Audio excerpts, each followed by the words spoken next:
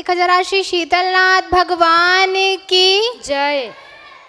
आचार्य गुरुवर श्री विशुद्ध सागर जी महामुनि राज की जय। आचार्य मुनि श्री सुप्रभ सागर जी महाराज की जय। मुनि संघ की जय। मैं तुझको गुनगुनाती हूँ, तुझे ही रोज ध्याती हूँ। मैं तुझको गुनगुनाती हूँ, तुझे ही रोज ध्याती हूँ। तेरे ही गीत मैं गुरुवर सुबह और शाम गाती हूँ। तेरे ही गीत मैं गुरुवर सुबह और शाम गाती हूँ। हृदय में आ बसो अब तो हृदय के देवता मेरे। हृदय में आ बसो अब तो हृदय के देवता मेरे। तुम्ही से श्वास लेती हूँ, प्राण नेता तुम्ही मेरे। मैं अपनी जिंदगी तेरे हवाले आज करती हूँ। मैं अपनी जिंदगी तेरे हवाले आज करती हूँ। तेरे ही गीत मैं गुरुवर सुबह और शाम गाती हूँ। तेरे ही गीत मैं गुरुवर सुबह और शाम गाती हूँ। मैं तुझको गुनगुनाती हूँ, तुझे ही रोज ध्याती हूँ। तेरे ही गीत मैं गुरुवर सुबह और शाम गाती हूँ। बोलिए मुनि श्री सुप्रभ सागर जी महामुनि राज जी की जय। मुनि संघ की जय। अरे आरची बहन कहाँ जा रही हो? जैजनीन बहन, मैं मंदिर जी जा रही हूँ। इस टाइम मंदिर? अरे बहन, आपको पता नहीं है, आचार्य श्री विशुद्ध सागर जी महाराज के परम शिष्य पूज मुनि श्री सुप्रभ सागर जी महाराज मंदिर जी में विराजमान है। और हाँ, उनका चतुर्मास होने जा रहा है। अच्छा, चातुर्मास, ये तो बहुत अच्छी बात है। चातुर्मास की क्या क्या खास बातें हैं? अरे वैसे तो हमें पूज मुनीषियों के हार का लाभ, भैयावृत्ति का लाभ मिलता ही है, साथ ही साथ बहुचर्चित सम्यक समाधान का भी लाभ मिल रहा है। ये तो बहुत ही अच्छी बात है। ये हमारे समीचीन विकल्प यूट्यूब चैनल सुप्रवाच के माध्यम से प्रसारित किया जाता है, तो आप अपने विकल्प इस पर भेज सकते हैं। हम मुनिषी के चरणों में निवेदन करते हैं, हमारे समीचीन विकल्पों का सम्यक समाधान करने की कृपा करें। नमोस्तु महर्षि। श्रीमती मीना जैन, ललितपुर उत्तर प्रदेश से महर्षि के चरणों में कोटि कोटि नमोस्तु निवेदित करते हुए अपना समीचीन विकल्प रख रहे हैं कि महाराज जी, यदि मंदिर में पूजा पाठ करते समय कोई व्यक्ति किसी को व्यवधान डालता है तो उसको कौन से पाप कर्म का बंध होता है, एवं उसके व्यवधान के कारण हमारे पूजा करते समय भाव खराब हो जाएं तो हमें कौन से कर्म का बंध होगा। हमारे समीचीन विकल्प का सम्यक समाधान करने की अनुकंपा करें। नमोस्तु महाराज जी, नमोस्तु। कुशल कार्यों में जो किसी भी प्रकार का व्यवधान, विघ्न, बाधा आदि उत्पन्न की जा रही है, परिपूर्ण रूप से उस निमित्त से उन जीवों को अंतराय कर्म का आश्रय अवश्य ही होगा। क्योंकि आचार्य भगवान तुमास्वामी महाराज ने अपने तत्वार्थ सूत्र ग्रंथ में स्पष्ट उल्लेख किया है, विघ्न करण मंत्राय से। किसी भी कार्य में जो विघ्न होता है, विघ्न किया जाता है, उस विघ्न के निमित्त से परिपूर्ण रूप से अंतराय कर्म का ही आश्रय होता है। और जिस कार्य में विघ्न किया जाता है, बाधा पहुंचाई जाती है, उसका उस प्रकार से ही अंतराय कर्म उदय में आता है। दान, लाभ, भोगो भोग, वीर्य, ये जो 5 प्रकार के अंतराय के भेद बताए हैं, दान देते समय अगर विघ्न किया है, दान लेते समय भी विघ्न किया है, दान के निमित्त से विघ्न किया है, तो दान में अंतराय होता है। जैसे आपने विकल्प रखा है, पूजा पाठ करते समय कोई व्यक्ति टोकता है, ऐसा नहीं करो, ये नहीं करो, यहाँ नहीं करो, वह पूजा पाठ के निमित्त से जो जीव विघ्न कर रहा है, उनको आने वाले समय में कभी भी भगवान की भक्ति, पूजा पाठ बिना अंतराय, बिना विघ्न के करने का मौका नहीं मिल सकता। मतलब जिस कार्य में विघ्न डाला है उस कार्य में अंतराय उनके लिए अवश्य ही घटित होगा। इसलिए समझे, जो पूजा पाठ अभिषेक आदि शुभ कार्यों में विघ्न कर रहा है, आने वाले समय में उन जीवों के लिए परिपूर्ण रूप से उन कार्यों में नियम से अंतराय घटित होगा। अंतराय का मतलब वह शुभ भावों से या अपनी उन क्रियाओं को लगातार रूप से नहीं कर पाता, कुछ ना कुछ उनके भी जीवन में नियम से विघ्न आएगा। साथ में ये भी समझे, अगर माना कि किसी के रोकने टोकने से आपके भी भाव बिगड़ रहे हैं, तो ये भी पक्का है कि आपने भी अपने शुभ भावों में विघ्न किया। इसलिए आपको भी उन शुभ भावों में विघ्न करने के निमित्त से स्वयं के लिए भी कहीं ना कहीं उस अंतराय रूपी पाप कर्म का आश्रय होगा ही होगा। माना कि किसी ने रोका टोका और फिर भी आप अपना कार्य करते रहे, तो आपको वह अंतराय कर्म का आश्रय नहीं होगा। पर किसी भी कारण से अगर वह आप ऐसा कार्य करते हो या अपने भाव ऐसे करते हो जिसके निमित्त से आपके उन शुभ क्रिया में, शुभ भावों में विघ्न होता है, कुछ अंतराल पड़ता है, तो नियम से आपको भी वह अंतराय कर्म का ही आश्रय होगा। इसलिए व्यक्ति कितना ही टोके रोके कुछ भी करे, हम अपने कार्य को उत्कृष्ट भाव और उत्कृष्ट क्रियाओं के साथ करने का प्रयास करते रहे तो आपको अंतराय कर्म का आश्रय नहीं होगा।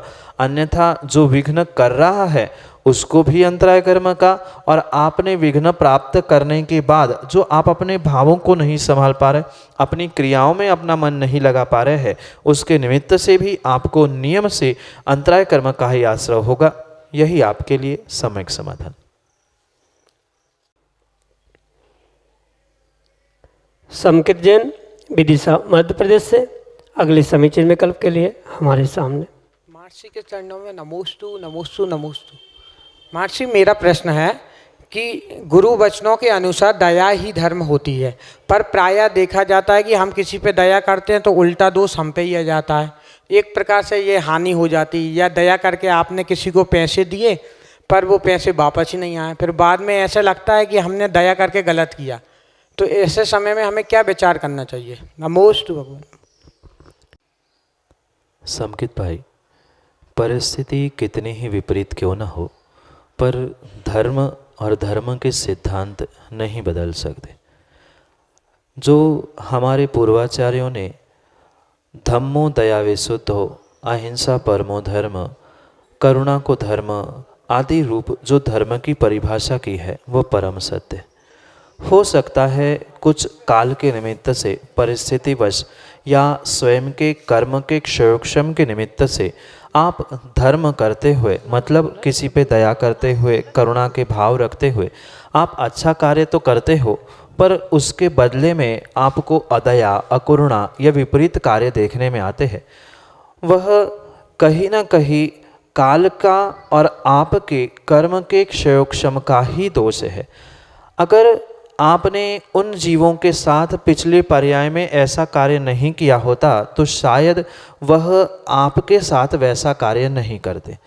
जो उन जीवों के प्रति, क्योंकि संसार में बहुत सारे जीव दुखी है, पर सबके प्रति दया करुणा के आपके भाव नहीं थे, कुछ ही जीवों पर आपने दया करुणा की, तो वो भी कुछ न कुछ पिछले जन्म का संबंध था कर्मों का, जिसके निमित्त से आप उन्हीं जीवों पर दया करुणा करने के लिए पहुँचे। पर ऐसा नियोग था कि पिछले पर्याय का कि आप तो उन पर दया करोगे पर उसके बदले में वह आप पर अदया करेंगे, ऐसा ही कर्म का नियोग, कर्म का आश्रयबंध पिछले पर्याय में आपने किया होगा। इसके निमित्त से ही ये कार्य घटित हो रहा है। क्योंकि संसारी जीवों का जो भी कार्य होता है वह परिपूर्ण रूप से कर्म के निमित्त से हुआ करता है, और कहीं ना कहीं उन जीवों के साथ ऐसा ही तारतम्य या ऐसा ही कर्म का आश्रयबंध आपने संयोग के रूप में किया, जो कि वर्तमान में नियोग और उस संयोग के रूप में फलीभूत हो रहा है कि आप तो उनके लिए अच्छा कर रहे हो, चाहे धन देकर हो, चाहे समय देकर हो, पर उसके बदले में जो आपको वास्तविक रिटर्न चाहिए था या अच्छा रिटर्न चाहिए था वो नहीं मिल रहा है। मतलब उन जीवों का आपने पिछली पर्याय में कहीं ना कहीं अहित किया था, जिसका प्रतिफल वर्तमान में आपको आज मिल रहा है। पर ये अवश्य ध्यान रखें कि इसका मतलब हम ये ना सोचें कि हम दया करना ही छोड़ दे, धर्म को ही छोड़ दे। पिछली पर्याय में भी कहीं ना कहीं, पिछले भवों में, पिछले दिनों में भी यही भावों से दया करने के बाद भी, धर्म करने के बाद भी आपने अपने परिणामों को संभालने का प्रयास नहीं किया था, दूसरे का अहित सोचा था। इसी कारण से वर्तमान में आपका अच्छा करने के बाद भी अहित हो रहा है। कम से कम इस पर्याय में ही हम निरपेक्ष भावों से दया करते रहे और आने वाले समय में पक्का है वह दया का, धर्म का आपको फल मिलेगा। अंतर इतना है, कुछ जीवों को तत्काल फल मिलता है जिनके पुण्य का उदय है, कुछ जीवों को पाप के उदय के निमित्त से कुछ समय बाद फल मिलता है। पर जीव ने किए हुए प्रत्येक कार्य का, प्रत्येक कर्तुति का, चाहे अच्छी हो चाहे बुरी हो, उसको उसका फल अवश्य ही मिलेगा। अंतर किसी का पुण्य पाप के उदय के निमित्त से हो सकता है, कुछ अंशों में वर्तमान के पंचम काल का प्रभाव कह दो और कुछ अंशों में स्वयं के कर्मों का उदय कह दो। इसके निमित्त से आपने की हुई दया या धर्म के फलीभूत रूप आपको प्राप्त नहीं हो रही है, पर आप ऐसी ही दया और करुणा सभी जीवों को सरल भावों के साथ, सरल हृदय के साथ करते रहोगे तो ये जो पाप का उदय है वो भी कुछ समय पर बदलते हुए पुण्य के साथ आपको इकट्ठा वह दया करुणा किया हुआ फल अवश्य मिलेगा। इसलिए दया से, धर्म से दूर होने का विचार ना करें।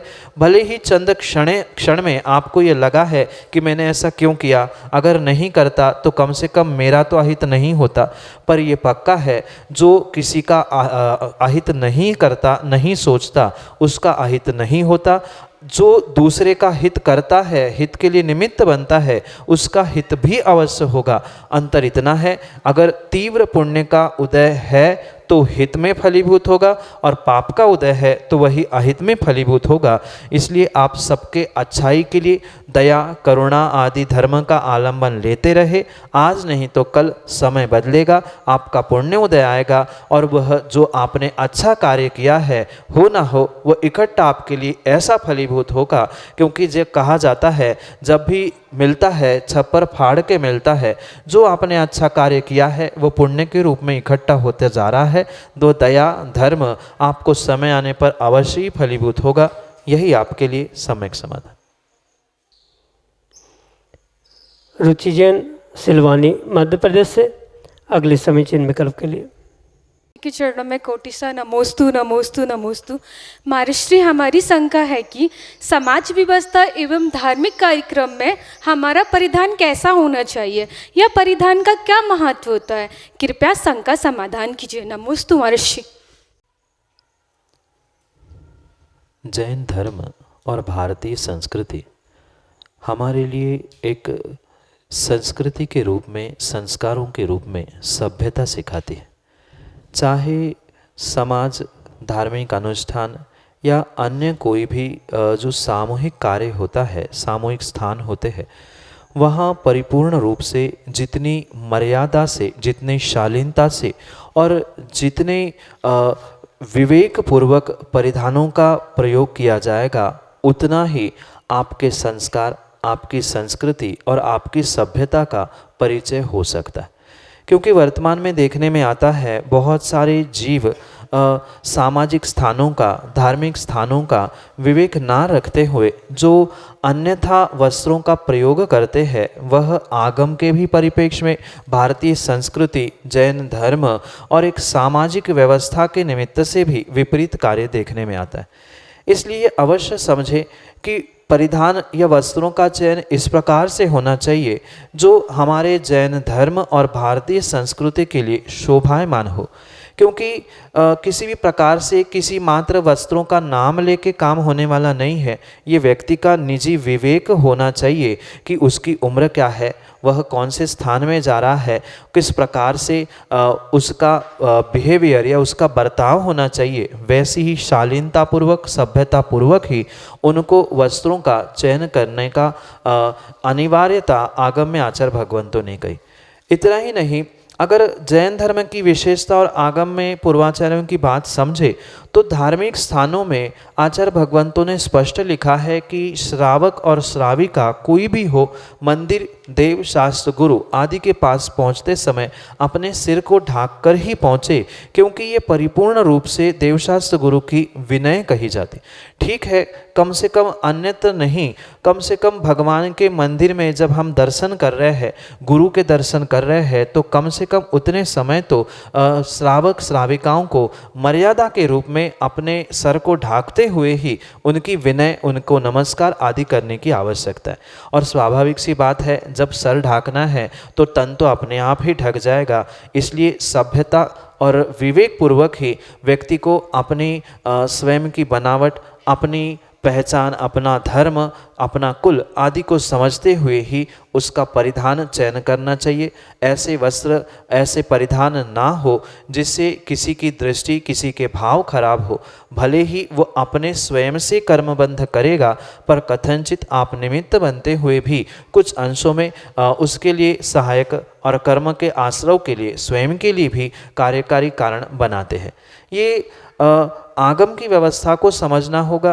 अगर कोई युवा किसी युवती जैसे वेशभूषा पहनकर आता है तो नियम से वह स्त्री वेद को प्राप्त करता है, ऐसा आचार्यों ने लिखा है। लंबे बाल रखना, कानों में लंबी लंबी बालियाँ पहनना, लड़कियों जैसी हरकतें करना, ऐसा कोई युवा करता है तो आने वाली पर्याय में वह स्त्री बनता है। और ये भी समझे, अगर कोई स्त्री, अगर कोई युवती, कोई बालिका पुरुषों जैसे वस्त्र पहनकर लड़कों जैसे बनने का प्रयास करते हैं तो नियम से वह पुरुष नहीं बनते, अपितु वे नपुंसक बनते हैं आने वाली पर्याय में। ऐसा आगम का सिद्धांत है।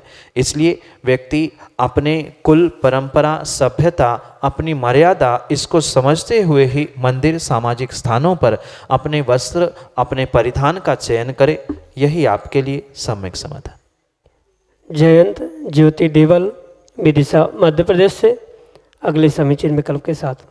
नमोस्तु महर्षि। महर्षि, मेरा प्रश्न ये है कि हमको बचपन से ही नमोकार मंत्र सिखाया जाता है और नमोकार मंत्र पर सबको पूर्ण श्रद्धान होता है, परंतु जब आखिरी पद नमो लोए सब्ब श्रावणम की बात आती है तो सबका विवेक शून्य क्यों हो जाता है? लोग नमोकार मंत्र में, कुछ लोग ऐसे हैं जो साधुओं को नहीं मानते हैं, कुछ ऐसे हैं जो कुछ विशिष्ट साधुओं को मानते हैं या अलग अलग साधुओं को मानते हैं।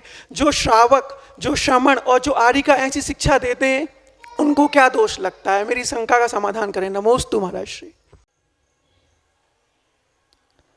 वर्तमान के परिप्रेक्ष्य में बहुत सटीक और बहुत योग्य प्रश्न आपने पूछा है।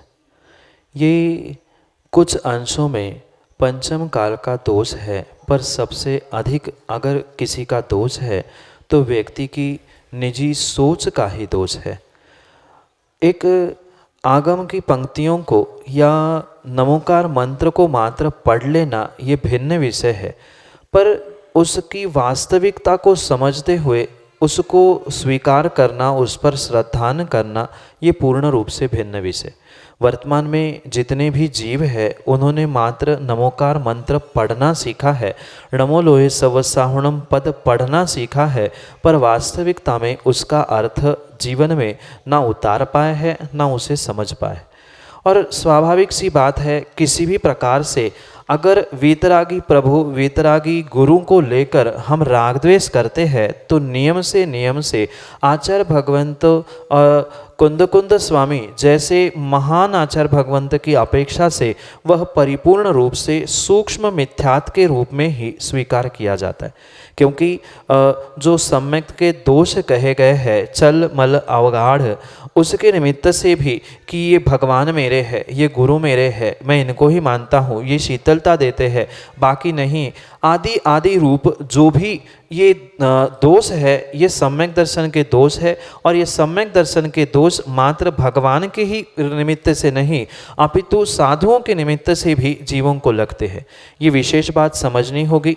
जिन जीवों ने मात्र निर्णय तत्व का तो कर लिया है, पर उसकी अनुभूति करते हुए नमोकार का अर्थ नहीं जानते, उस पर श्रद्धा नहीं करते, उनके सम्यक दर्शन पर, तथाकथित सम्यक दर्शन पर प्रश्न चिन्ह है। क्योंकि हम ना केवली है ना उधिमनपर्य ज्ञानी है, इसलिए हम किसी को मिथ्या दृष्टि तो नहीं कहेंगे, पर वे अगर अपने आप को सम्यक दृष्टि मानते हैं तो उनके सम्यक दर्शन पर बहुत बड़ा प्रश्न चिन्ह है। क्योंकि आगम की व्यवस्था इस प्रकार से है कि जो सभी अरिहंतों को, सभी सिद्धों को, सभी आचार्यों को, सभी वज्जायों को और सभी साधुओं को मानता है, वास्तव में आगम के परिप्रेक्ष्य में वही सम्यक दृष्टि है, अन्य किसी भी प्रकार से नहीं है। माना कि कोई एक ही अरिहंत को मानता है, कोई एक ही साधु को मानता है, कोई साधु को ही नहीं मानता, कोई पंचम काल में मुनिराजों को ही नहीं मानता, ये परिपूर्ण रूप से कहीं न कहीं उनकी श्रद्धा की कमी है और तीव्र मोहनीय और विशेष करके दर्शन मोहनी कर्म का उदय होने के कारण से वे अभी सम्यक दर्शन से कोसों दूर है। ये स्पष्ट रूप से आगम प्रमाणों से समझना होगा। और ये भी विशेष बात जयंत भाई समझे कि अगर ऐसा कोई व्यक्ति, चाहे वह श्रावक हो चाहे श्रवण हो, ऐसा करने के लिए निमित्त बनता है, प्रेरणा देता है कि आप यहाँ ना जाए, आप इनको आहार ना दे, ऐसे किसी भी प्रकार के अगर विपरीत नियम और विपरीत मान्यताओं को बनाता है, तो जैसे 363 मत बनाने वाला वह मारीची दीर्घ संसारी हुआ था, बिल्कुल उसी प्रकार से वही परिणति उन जीवों के साथ होगी जो ऐसे विपरीत मान्यताओं के साथ विपरीत कार्य करने के लिए जीवों को प्रवृत्त करते। पर मैं ये भी बात साथ में कहना चाहता हूँ कि कहने वाले ने तो कह लिया, पर सुनने वाले को भी कुछ विवेक चाहिए था। जिसने उनकी बात मान ली वह ज़्यादा मुझे मूढ़ लगता है, क्योंकि इतना विवेक उसके पास भी होना चाहिए। क्योंकि सिखाने वाले, समझाने वाले कुछ भी सिखा सकते, कुछ भी कहा सकते हैं, पर हमारे पास अगर विवेक है, हम सम्यक दृष्टि है, हम धर्मात्मा हैं, तो हमें नमोकार का अर्थ आना चाहिए और उसी प्रकार से हमारा श्रद्धान भी होना चाहिए। कोई कुछ कहे, कोई कुछ समझाए, पर हम अगर विवेकवान हैं, हम सम्यक दृष्टि है, तो हमारे लिए सभी वह आचार उपाध्याय साधु पूज्य थे, है और रहेंगे, इसका श्रद्धान करते हुए जीने की आवश्यकता है। कुंद स्वामी स्पष्ट रूप से अपने पाहुड़ ग्रंथों में कहते हैं कि भरत क्षेत्र में पंचम काल में भी स्पष्ट रूप से भावलिंगी निर्ग्रंथ मुनिराज होते हैं। जब तक यहाँ आपको सिकी सिकाई रोटी दिख रही है, मिल रही है, अग्नि का वास है, तब तक पंचम काल के अंतिम सांसों तक सच्चे भावलिंगी मुनिराज होंगे। इसमें किसी भी प्रकार का शंका विकल्प करने की आवश्यकता नहीं है। इसलिए जिसकी जैसी मान्यता, जिसका जैसा पुण्य का उदय, जैसा जिसका पाप का कर्म का उदय है, जीव वैसा ही कार्य करेगा।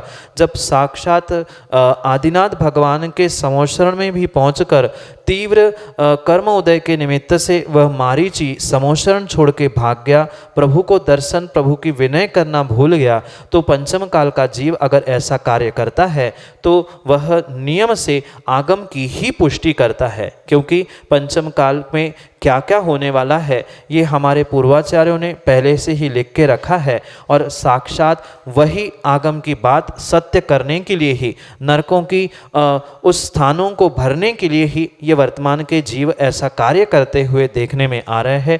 ये अवश्य समझे और ये भी समझे कि ऐसे विपरीत कार्य करते हुए देखने पर भी आप अपने भावों को ना बिगाड़े। अगर कोई श्रवण साधु श्रावक भी विपरीत शिक्षा देते हुए भी आपको मिल जाए तो आप उनसे दूर हो जाए, उन पर भी अश्रद्धान करते हुए उनके भी बारे में गलत प्रचार ना करें। क्योंकि हम सम्यक दृष्टि है, हम धर्मात्मा है, तो उपगोहन, स्थितिकरण, वात्सल्य, इन सभी का ध्यान रखते हुए हम अपने धर्म की, अपने धर्मात्मा की लाज रखने का प्रयास करें। उसने तो कर्मबंध कर ही लिया और वो पाप का आश्रय कर ही रहा है, पर उनके निमित्त से हम ना करें। हम उनके लिए स्थितिकरण, उपगोहन और वात्सल्य का परिदेश देते हुए उनके निमित्त से भी भाव बिगाड़ कर अपने दुर्गति का किसी भी प्रकार से पुरुषार्थ ना करे। यही आपके लिए सम्यक समाधान।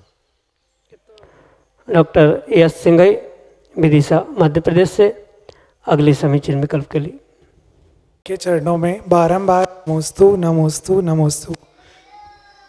हे गुरुवर, मेरा यह विकल्प है कि जो तत्वार्थ सूत्र में ज्ञानावरण और दर्शनावरण कर्म के आश्रव आए हैं, उनमें प्रदोष, आसादन और उपघात, इनका क्या अर्थ है? हे गुरुवर, कृपया स्पष्ट सम्यक समाधान कीजिए। नमोस्तु गुरुवर। तत्प्रदोष निन्नो मात्सर्य अंतराय साधनों बगाता। इस प्रकार से सूत्र देते हुए उमा स्वामी महाराज ने ज्ञानावरणी दर्शनावरणी कर्म के लिए आश्रव के हेतु समझा। वहाँ तत्प्रदोष जहाँ कहा है वहाँ स्पष्ट रूप से अर्थ है तत्प्रदोष, यानी जो ज्ञान है उस सम्यक ज्ञान में अगर कोई जीव दोष लगाता है, जैसे कि मुझे पता है उनके पास कोई ज्ञान नहीं है, उनके पास क्या अकल है, वो तो ऐसे है, ऐसे किसी भी प्रकार से किसी के सम्यक ज्ञान में दोष लगाना, उसके सम्यक दर्शन की क्रियाओं में दोष लगाना, ये परिपूर्ण रूप से तत्प्रदोष के रूप में, यानी उसमें दोष लगाना, ये प्रदोष के रूप में स्वीकार किया। पुनः जो उपघात और असाधन ये दो शब्द आते हैं, उसके निमित्त से ये समझे कि जो ज्ञान के उपकरण हैं, जैसे कि कापी, पेन, टेबल आदि, ये जितने भी ज्ञान के उपकरण हैं उनकी आसाधना करना, उनकी अभिनय करना, ये परिपूर्ण रूप से ज्ञानावरणी और दर्शनावरणी के लिए निमित्त बन सकते। जैसे पेन से लिखते लिखते उसकी स्याही खत्म हो गई, रिफिल खत्म हो गई और उसे लिखते लिखते एक दो बार झटका लिया और फेंक दिया, तोड़ दिया, ये उसका आसाधना और उपघात किया। तोड़ दिया, उपघात कर लिया, उसे फेंक दिया, उसकी आसाधना हो गई। कई बार ऐसा भी होता है कि जीव व्यक्ति, पढ़ाई करने वाले विद्यार्थी ग्रंथों को, पुस्तकों को लेते हैं, कहीं पलंग पे अपने शरीर पर रख के सो लेते हैं, पलंग पे पढ़ते हैं या उठाकर फेंक देते हैं, तो ये परिपूर्ण रूप से ज्ञान के उपकरणों की वह आसाधना कर रहे हैं, जिसके निमित्त से उनके लिए ज्ञान का ज्ञानावरणी कर्म का अवश्य ही आश्रय होगा। इसलिए तीन शब्दों का इतना सा ही अर्थ है, किसी के सम्यक ज्ञान में दोष लगाना ये प्रदोष कहलाता है, ज्ञान के उपकरणों का अभिनय कर लेना ये आसाधना कहलाती है, और उसको तोड़ मरोड़ कर फेंक ही देना ये उसका उपघात कहलाता है। ये तीनों भी ज्ञानावरणी दर्शनावरणी के लिए निमित्त होते हैं। यही आपके लिए सम्यक समाधान। राहुल देव मानसल विदिशा मध्य प्रदेश से अगले समीचीन विकल्प के साथ। महाराज श्री नास्तिक होने के बजाय मिथ्या दृष्टि आस्तिक होना ठीक है क्या? कृपया समाधान देवें। नमोस्तु महाराज। पहले तो हमें सम्यक दृष्टि, मिथ्या दृष्टि, सम्यक, मिथ्यात, आस्तिक, नास्तिक, इन सभी शब्दों को उनके अर्थों के साथ समझने की आवश्यकता है। आगम के परिप्रेक्ष्य में पहली बात तो राहुल जी ये स्पष्ट समझे, जो मिथ्या दृष्टि होगा वह किसी भी प्रकार से आस्तिक नहीं होगा, और जो आस्तिक होगा वह किसी भी प्रकार से मिथ्या दृष्टि नहीं होगा, वह नियम से सम्यक दृष्टि ही होगा। क्योंकि आचार्य भगवान पूज्यपाद स्वामी अपने सर्वार्थ सिद्धि ग्रंथ में, जहाँ उन्होंने तत्वार्थ सूत्र की टीका की, वहाँ सम्यक दर्शन की महत्व भूमिका बताते हुए वे स्पष्ट कहते हैं, जो सराग सम्यक दर्शन है उसके 4 लक्षण आचार्य भगवंत ने बताए, यानी जो क्षयोक्षमिक उपशम सम्यक्त सामान्य जीवों को चौथे गुणस्थान में होता है, उन जीवों के यानी सम्यक दृष्टि जीवों के सम्यक दर्शन के 4 लक्षण समझाते हुए सबसे पहला लक्षण उन्होंने बताया है आस्तिक, प्रशम, संवेग, अनुकंपा। इन 4 गुणों से युक्त जो है वही सम्यक दृष्टि हो सकता है, अन्य कोई भी जीव नहीं होता। जो पर जीवों को दुख ना हो ऐसे जिसके भाव है वह प्रशम है। संसार विषय भोगों से दूर होने का जो जीव का भाव है वह संवेग है। फिर प्रशम, संवेग, अनुकंपा, दूसरे जीवों पर दया करने के जो परिणाम है वह अनुकंपा है। और तत्व होते हैं, परमात्मा होते हैं, सच्चे देवशास्त्र गुरु होते हैं, ये मानने वाला आस्तिक गुण से युक्त होता है। इसलिए ये शंका का स्थान ही नहीं रखना चाहिए कि नास्तिक होने की अपेक्षा से आस्तिक मिथ्या दृष्टि कैसे संभव है, क्योंकि आगम में जब सम्यक दृष्टि की ही पहचान आस्तिक के रूप में स्वीकार की गई है, वह मिथ्या दृष्टि जो मान रहा है वह भिन्न तरीके से मिथ्यात रूप मानता है, इसलिए उसे आस्तिक नहीं कहा जा सकता। मात्र भगवान की सत्ता, भगवान है या किसी मिथ्यात रूप से उसे स्वीकार करना, ये आस्तिक्य का स्वरूप नहीं है। जो सच्चे देव शास्त्र गुरु को श्रद्धा करते हुए मानता है, उस पर विश्वास करता है, वही आस्तिक्य गुण होता है, अन्य किसी भी प्रकार का आस्तिक्य गुण नहीं होता। इसलिए मिथ्या दृष्टि जीव की जो उनके कुदेव को गुरु को शास्त्र को मानने की या अतत्वों पर श्रद्धान करने की परिणति है, उसे किसी भी प्रकार से आस्तिक गुण नहीं कहा जाएगा। आस्तिक गुण तो वही होता है जो सम्यक दृष्टि जीव के पास सच्चे देवशास्त्र गुरु के प्रति जो उनका श्रद्धान और विश्वास है, वही उनके लिए आस्तिक कहा है, अन्य आस्तिकपना हो ही नहीं सकता। इसलिए किसी भी प्रकार से मिथ्या दृष्टि का आस्तिकपना और सम्यक दृष्टि का नास्तिकपना संभव नहीं हो सकता। इसलिए वह उस दोनों अवस्थाओं में, ये वर्तमान में हो या किसी भी काल में, संभव नहीं हो सकता। अगर वह आस्तिक गुण से युक्त है तो वह सम्यक दृष्टि ही होगा, और नास्तिक गुण से युक्त है तो वह मिथ्या दृष्टि ही होगा। मिथ्या दृष्टि आस्तिक गुण के साथ और सम्यक दृष्टि नास्तिक गुण के साथ नहीं होता। ये आगम प्रमाण से आपके लिए सम्यक समाधान। हमें तो मिल ही गया है हमारे समीचीन विकल्पों का सम्यक समाधान। यदि आप भी चाहते हैं अपने समीचीन विकल्पों का समाधान, तो आप भेज सकते हैं YouTube सुप्रभ उवाच पर अपने विकल्प। हमारा सम्यक समाधान प्रतिदिन 5:15 पर YouTube चैनल सुप्रभात के माध्यम से प्रसारित किया जाता है। अगर आपके समीचीन विकल्प हैं तो आप दिए गए नंबर पर भेज सकते हैं। 8707548811। ये हमारा व्हाट्सएप नंबर है। आप अपने समीचीन विकल्प दिए गए व्हाट्सएप नंबर पर भेज सकते हैं। धन्यवाद। जय जिनेंद्र। जय जिनेंद्र।